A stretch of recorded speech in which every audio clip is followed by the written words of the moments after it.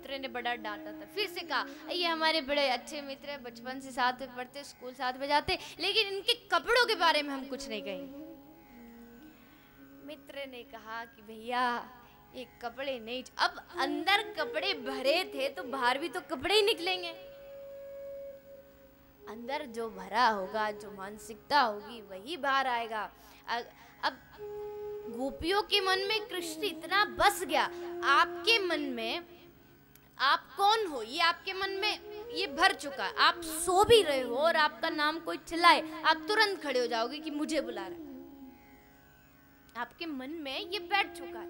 वैसे ही गोपियों को कुछ भी करें, जहां जाएं, हमेशा कृष्ण कृष्ण मुख से निकलता। तो कन्हैया ने ऐसी छोटी छोटी बाल लीलाएं करके गोपियों का, ग्वालाओं का, मैया का, नंद बाबा का, सबका दिल जीता। अब धीरे धीरे हमारे बाल कृष्णलाल बड़े हुए, 5 वर्ष के कन्हैया हुए। तो मैया ने सोचा कि अभी कन्हैया तू बड़ा छोटा है तो गाय तो तू चरा नहीं सकता, चल गाय के बछड़ों को ले जा, बछड़ों को चराएगा। कन्हैया बड़े खुश होते। कन्हैया के ब्रज में यही तो मित्र थे, ग्वाला थे, चाहे ब्रज की गोपियां थी और ब्रज की गैया थी, जो कन्हैया की सबसे घनिष्ठ, जो ब्रज की पहचान थी।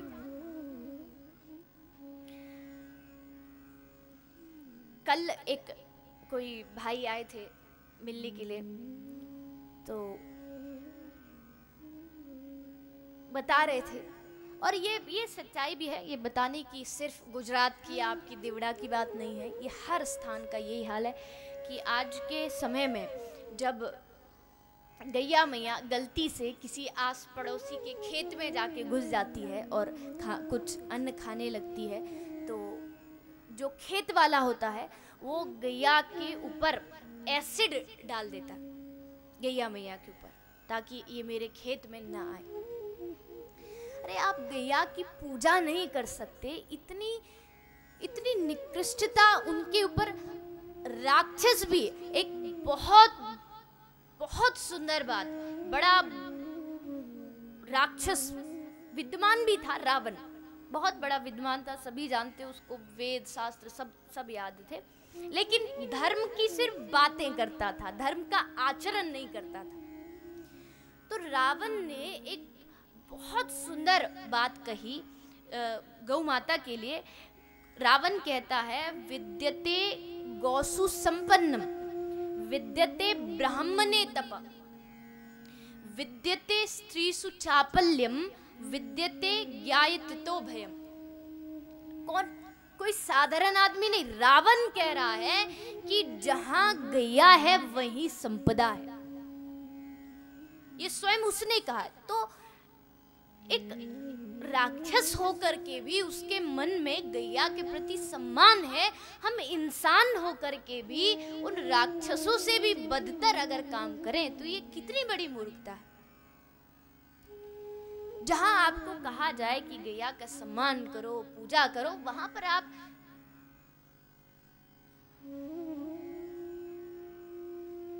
ये जो आपको बार बार ये बताया जा रहा है गौ अस्पताल, इसमें आप देखना अभी तो शुरुआत होने वाली है, तो इसमें सबसे ज्यादा जो केसेस आते हैं गौ माता के प्रति, जो एक उदाहरण से देखा जाता है, किसी गौ माता को कैंसर होता है, किसी को प्लास्टिक होती है, कुछ होता है, लेकिन सबसे ज्यादा जो केस आते हैं वो यही आते हैं कि गाय माता उसके खेत में गई, उसने डंडा लेके पैर में मार दिया, टांग टूट गई,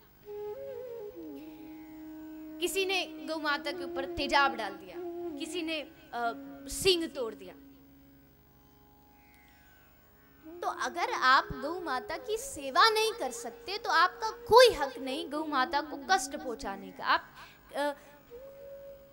एक बात जरूर याद रखिएगा कि गाय कोई पशु नहीं है, पशु का पालन आपको करना पड़ता है, लेकिन गौ माता यहाँ आपका पालन कर रही है, आपका, आपके बच्चों का, इस पृथ्वी का।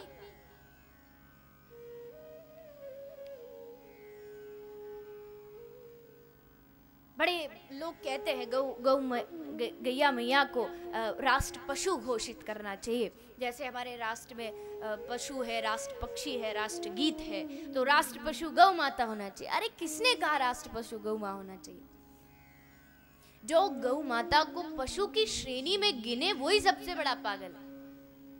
गौ माँ राष्ट्र पशु हो ही नहीं सकती। हाँ, आप गौ माँ को राष्ट्र माँ बना सकते हो, लेकिन राष्ट्र पशु नहीं बना सकते।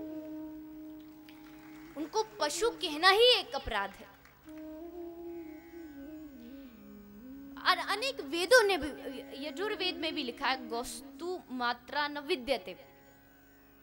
गौ माता के उपकारों की कोई सीमा नहीं है, आप गिनते गिनते थक जाओगे। इसलिए मेरी आपसे प्रार्थना है कि कम से कम आप अपने घर में, अभी किसी भाई ने यूएसए से एक बात कही थी कि you have enough space for a car at your home, but you don't have space for a cow at your home. एक नहीं 10-10, 5-5 गाड़ी रखने के लिए घर में जगह है, लेकिन एक छोटी सी जगह में गौ माता के रखने के लिए कोई जगह नहीं। कितने दुख की बात है। खासकर भारतीय, खासकर एक साधारण स्थान पर रहने वाला, एक गांव में रहने वाला आदमी भी आज के समय में उसको भी भैंस चाहिए, गाय नहीं चाहिए। अरे कन्हैया का भजन करते हो तो कन्हैया ने जिसकी सेवा की, कम से कम उनकी सेवा करना तो सीखो। इसलिए आप लोग देखिए, आप कृपया करके ये जरूर मन में सोचिए, आपको बार बार यहाँ जो बताया जाता है कि गौ अस्पताल में सेवा कीजिए, आप ये मन से बिल्कुल निकाल दीजिए कि आप धन से सेवा करोगे वही सेवा होगी। इसको बिल्कुल सोचना बंद कीजिए। हाँ, जहाँ सेवा है वहाँ सेवा करना ये आपका कर्तव्य है, इसमें कोई दोहराए नहीं है। लेकिन आपकी तन से भी जहाँ आपको सेवा करने का मौका मिले वहाँ कीजिए। अगर आपकी सामर्थ्य है, घर में गौ माता रखिए, रोज उनकी आरती कीजिए, रोज उनकी सेवा कीजिए।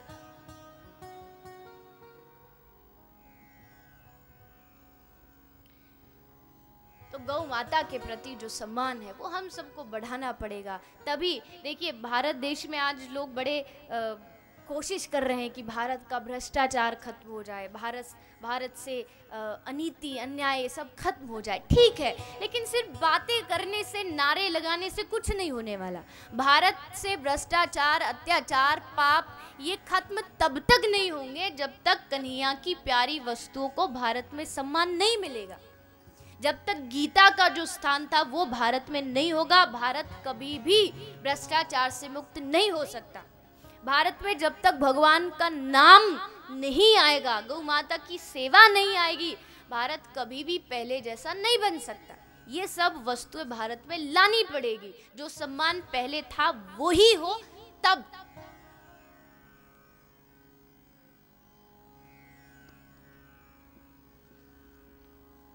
तो इसलिए मेरी आप सभी से प्रार्थना है, कन्हैया का भजन कीजिए। और कन्हैया को जो प्यारी वस्तुएं थी उनकी, आज के समय में भारत में मक्खन, दूध, दही की इतनी कमी है। न्यूज़ में दिखाया जाता है कि अभी कुछ समय में यूरोप से भेड़ों का दूध मंगाया जाएगा। कहाँ कमी है?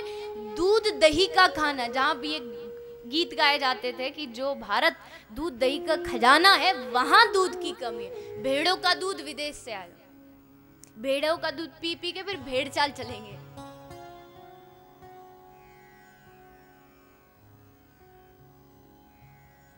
शुद्धता नहीं रही।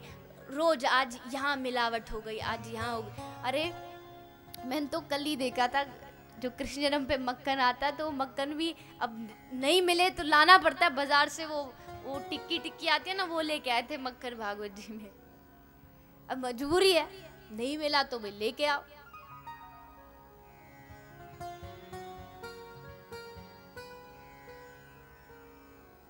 राम जन्म में दूध बहुत था, कृष्ण जन्म में घी, लेकिन कलयुग की है चाय प्यारी, फूक फूक कर पी। अब तो दूध दही का खाना खजाना ये सब गीत ही हैं, तो गीतों में ही अच्छे लगते हैं। बाकी तो ग्रीन टी चाहिए, लेमन टी चाहिए, कौन दूध पिए। आज के बच्चे चाहते हैं और मूवी देख देख करके हम बनेंगे सुपरमैन, हम बनेंगे दबंग, हम बनेंगे स्पाइडरमैन, हम फिर उस पे दीवारों पे चढ़ेंगे। अरे कहाँ से चढ़ोगे, हिम्मत तो इतनी सी नहीं है। जेम्स बॉन्ड बनेंगे, अरे जेम्स बॉन्ड कहाँ से बनोगे? अगर सच्चा जेम्स बॉन्ड कोई दुनिया में है, कोई सच्चा कोई सुपरमैन सच्चा दबंग है, तो वो हमारा कन्हैया है, जिसने सचमुच दबंगई के काम किए। 4 दिन का था जब 6 दिन का जब पूतना को मारा था, असल में मारा था, एक्टिंग नहीं की थी। समझाओ अपने बच्चों को कि अगर आपको भी ताकत चाहिए तो दूध पियो, दही दही खाओ, कन्हैया के प्रति जो लीला है उनको सुनाओ।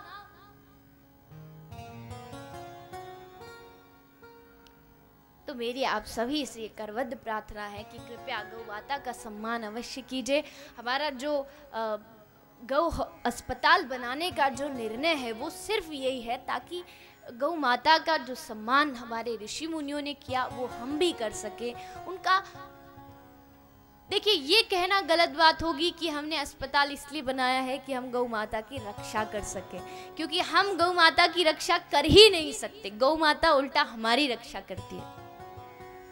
इतिहास में कितने कहानियां हुई जहां पर गौ माता ने ही लोगों को बचाया, न्याय दिलाया।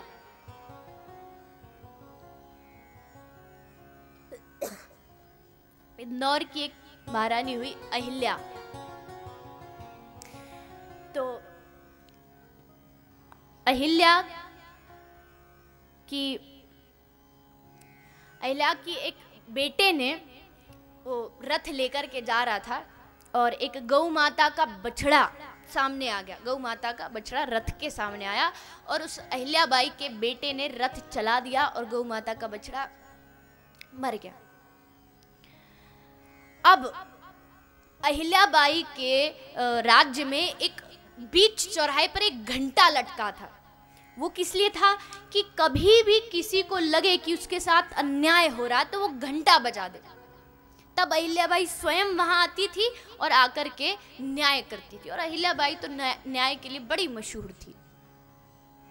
तो आज जब घंटा बजा तो अहिल्याबाई ने अपने मंत्रियों से पूछा, ये घंटा किसने बजाया? तब किसी ने कहा कि आज तो बड़ा आश्चर्य हो गया, एक गैया ने आकर के घंटा बजाया। अहिल्याबाई ने कहा, गैया ने? हाँ। तुरंत अहिल्याबाई रथ लेके दौड़ी गई तो देखा गैया रो रही थी। पूछा कि ये गैया को क्या न्याय चाहिए? तो किसी पड़ोसी ने बताया कि हे रानी, आपके बेटे ने इसके बेटे को मार दिया, इसके बच्चे को, बछड़े को मार दिया। और अहिल्याबाई इतनी न्याय प्रधान थी कि उसी समय ये निर्णय दे दिया कि जाओ मेरे बेटे को यहाँ खड़ो और एक रथ लेकर के आओ और उसके ऊपर चला दो अपने बेटे के लिए। और तुरंत रथ लाया गया, उसके बेटे को, राजकुमार को खड़ा किया गया। ये सत्य घटना है। तो जब वो रथ लेकर के चला, रथ लेकर के अहिल्याबाई स्वयं रथ को चलाने लगी। लेकर के रथ को जैसे चली, दौड़ी दौड़ी आई, जैसे राजकुमार के पास पहुंचने वाली थी कि गैया मैया स्वयं उस राजकुमार के सामने आके खड़ी हो गई। सर झुकाया। तब किसी ने कहा, हे रानी, इस गैया ने आपके बेटे को क्षमा कर दिया, आप भी कर दो। इतनी करुणा गैया मैया के अंदर है, उसको भी क्षमा कर दिया। ऐसी गौ माता, वो दरबदर घूमे, वो रोग से ग्रस्त हो, वो कचड़ा खाए, वो हमारा बेकार का वेस्ट जो भोजन है उसको खाए, काच खाए, कील खाए, ऐसी गौ माता। तो आज हमारे कन्हैया ने इतनी गौ माता की रक्षा की, तो आप भी यहाँ आज वादा करके जाइए कि जहाँ भी हो सके, तन से, मन से, धन से, जहाँ भी आपको दिखेगा, आप गौ माता की सेवा अवश्य करेंगे। तो कन्हैया अब गए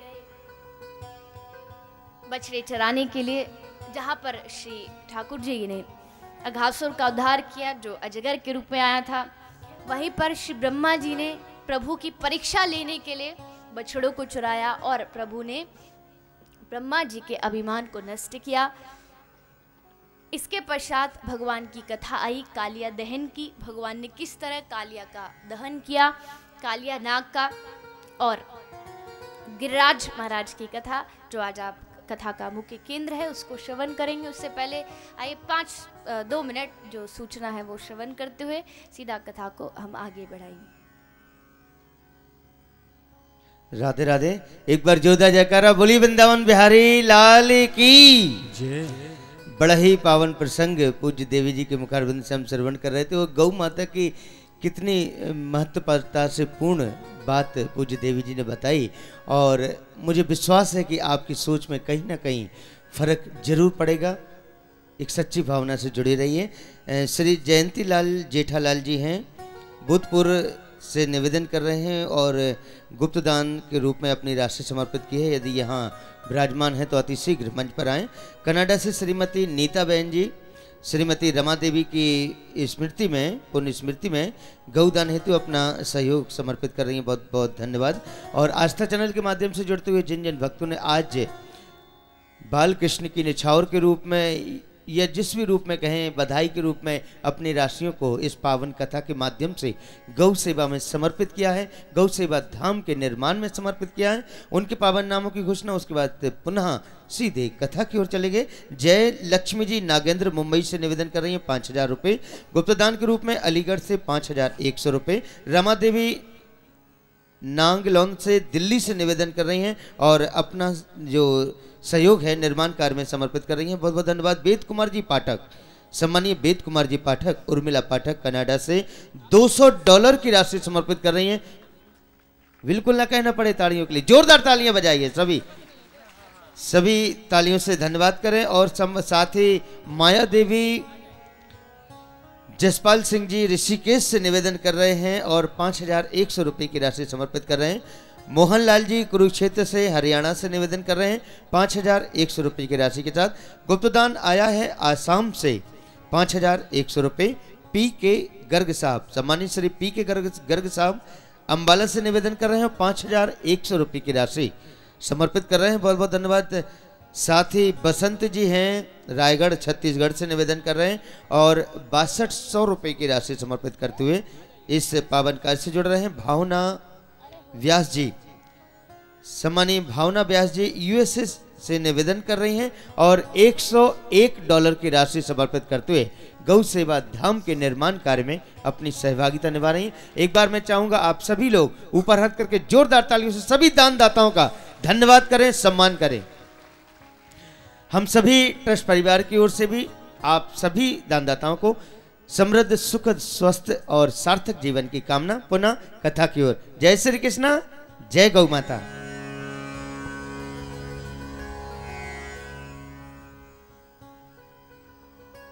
तो भगवान श्री बालकृष्ण लाल ने ये सभी लीलाएं की जिसका आप सबने श्रवण और दर्शन किया। इसके पश्चात यमुना जी के जल को शुद्ध करने के लिए भगवान श्री कृष्ण ने एक बड़ी ही सुंदर लीला की।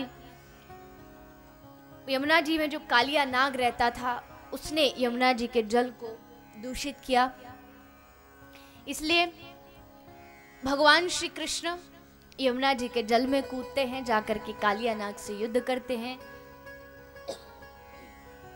कालिया नाग को हरा करके प्रभु उसके फनों पर नृत्य करते हैं।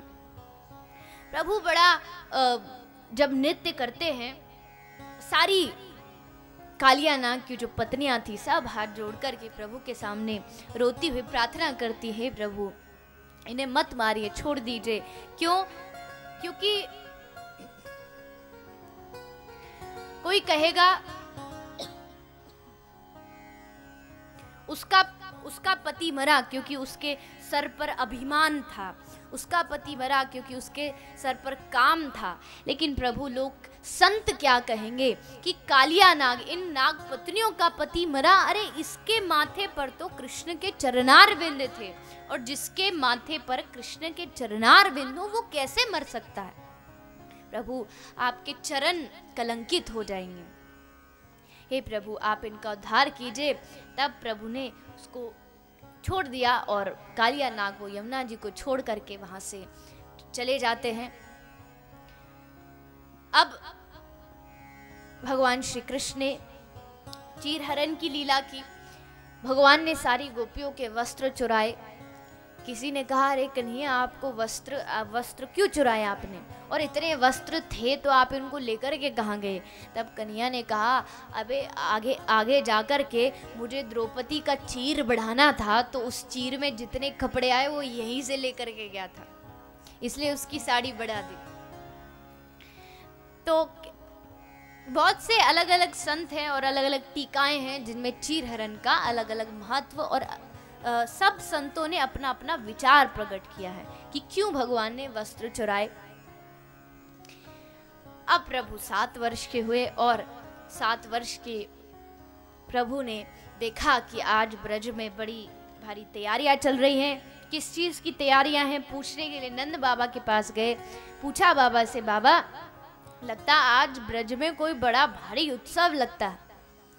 बाबा ने कहा कि नहीं कन्हैया, देख हम हर बरस इंद्र देवता की पूजा करते हैं, तो इस साल भी इंद्र देवता की पूजा करने के लिए ही हम ये सब तैयारी कर रहे हैं। अच्छा बाबा, हमारा इष्ट कौन है? बोले नारायण।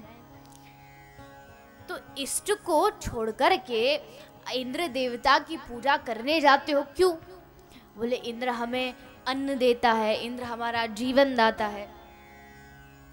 तब कन्हैया ने सबको समझाया कि अरे तुम्हें सचमुच पूजा करनी है तो जो तुम्हारा इष्ट है नारायण, उन्हीं का जो साक्षात स्वरूप है श्री गिरिराज महाराज, अगर तुम्हें पूजा करनी है तो गिरिराज जी की पूजा करो। अच्छा एक बात अवश्य याद रखना, यहाँ पर प्रभु ने इंद्र की पूजा के लिए पूजा का विरोध नहीं किया है। यहाँ पर भगवान ने इंद्र की मानसिकता और ब्रजवासियों की मानसिकता का विरोध किया। क्यों? क्योंकि इंसान कभी कभी पूजा करता है स्वार्थ के लिए। इंद्र की पूजा करो तो ये जल बरसाएगा, अन्न देगा, भोजन देगा। ये स्वार्थ की भक्ति को हटाने के लिए प्रभु ने ब्रजवासियों से इंद्र की पूजा का विरोध किया। तब ब्रजवासियों ने कहा कि चलो भैया, हमारा कन्हैया जो कह रहे हो हम तो वही करेंगे। कन्हैया कह रहे हो इंद्र की पूजा, तो चलो ठीक है, अब के बरस हम सब इंद्र की पूजा करेंगे। सब लोगों ने पकवान बनाए, सब ने अपनी अपनी बैलगाड़ी में सजा धजा के सब चल पड़े गिरिराज जी की ओर। पहुंच गए आज श्री गिरिराज महाराज की तलहटी में, और बड़ा पावन बड़ा सुंदर दिन। कन्हैया जाते हैं, सामने 56 भोग सजा दिए गए और स्वयं भगवान भोग लगाने के लिए आगे आए। संत कहते हैं कि ये प्रभु की माया है। एक रूप से तो पूजा कर रहे हैं और दूसरे रूप से स्वयं पूज रहे हैं, क्योंकि श्री गिरिराज जी और भगवान श्री कृष्ण एक ही स्वरूप है। तब सारे ब्रजवासी आकर के श्री गिरिराज महाराज का पूजन करते हैं। आइए आप सभी भी अपने स्थान पर बैठे बैठे मानसिक रूप से श्री गिरिराज जी का पूजन करें। मुख्य यजमान आके यहाँ आगे पूजन करेंगे। आप सब अपने स्थान पर बैठे बैठे मानसिक पूजन करें।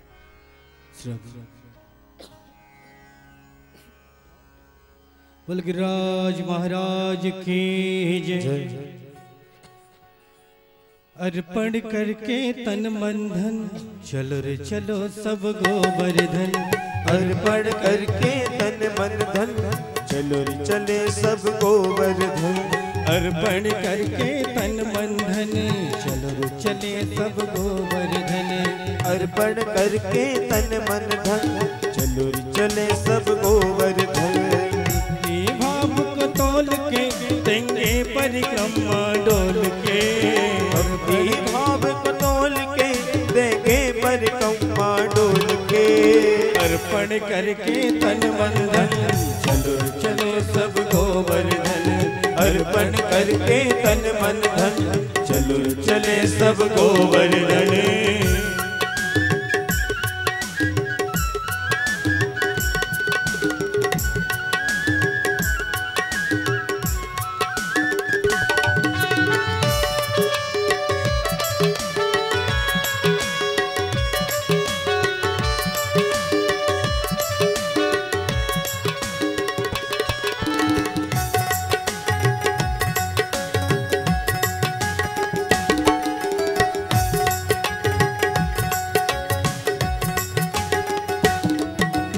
बनवारी गिरधारी को भज लेना, बन जाएंगे तेरे बिगड़े काम। बनवारी गिरधारी को भज लेना, बन जाएंगे बिगड़े तेरे काम। बनवारी गिरधारी को भज लेना, बन जाएंगे बिगड़े तेरे काम। बनवारी गिरधारी को भज लेना, बन जाएंगे बिगड़े तेरे काम। दंडोति कर ना मन में डर, दंडोति कर ना मन में डर, परिक्रमा की तैयारी कर, परिक्रमा की तैयारी कर। मन की आंखें खोल के देंगे परिक्रमा डोल के, अर्पण करके तन मन धन चलो चले सब गोवर्धन। अर्पण करके तन मन धन चलो चले सब गोवर्धन।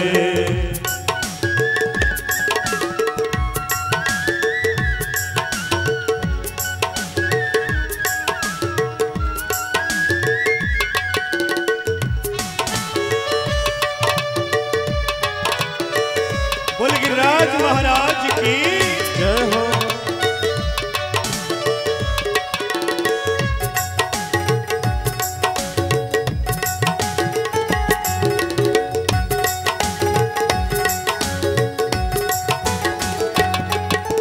प्रथम दान घाटी पे पहुँचे जाए, गिरधारी को लेंगे शीश नवाए।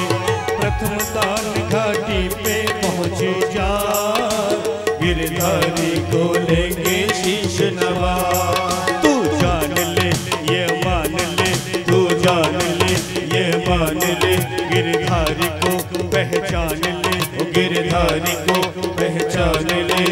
भक्ति भाव को तोल के देंगे परिक्रमा डोल के, अर्पण करके तन मन धन चलो चले सब गोवर्धन। अर्पण करके तन मन धन चलो चले सब गोवर्धन। अर्पण करके तन मन धन चलो चले सब गोवर्धन।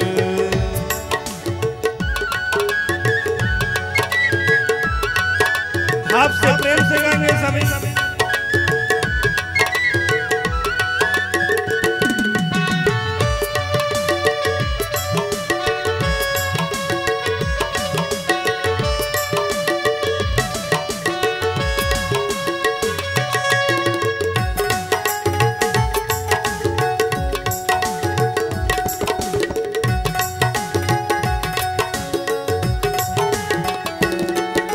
राधा कुंड में राधे को कर ध्यान, मानस गंगा में कर तू स्नान।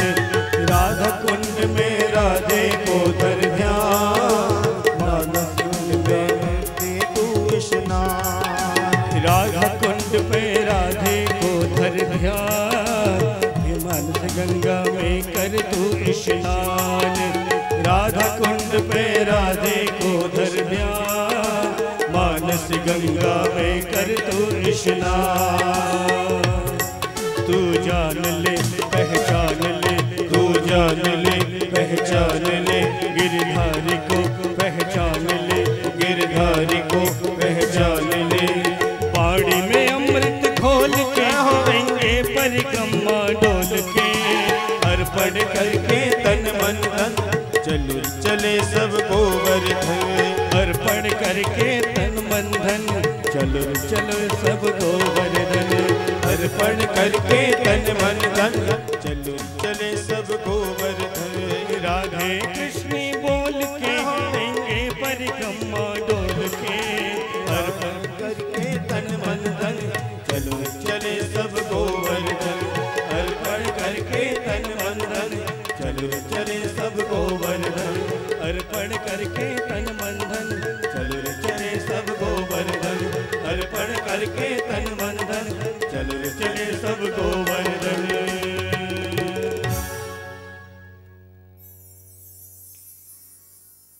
तो सभी ब्रजवासियों ने और श्री बालकृष्ण लाल ने मिलकर के श्री गिरिराज जी का पूजन अर्चन किया। सभी ब्रजवासियों ने पूजन का दर्शन किया। उसके बाद कन्हैया ने कहा कि ब्रजवासियों अब पूजन हो गया, अब सब अपने अपने घर प्रस्थान करो। सारे ब्रजवासी अपने अपने घर को वापस आ गए।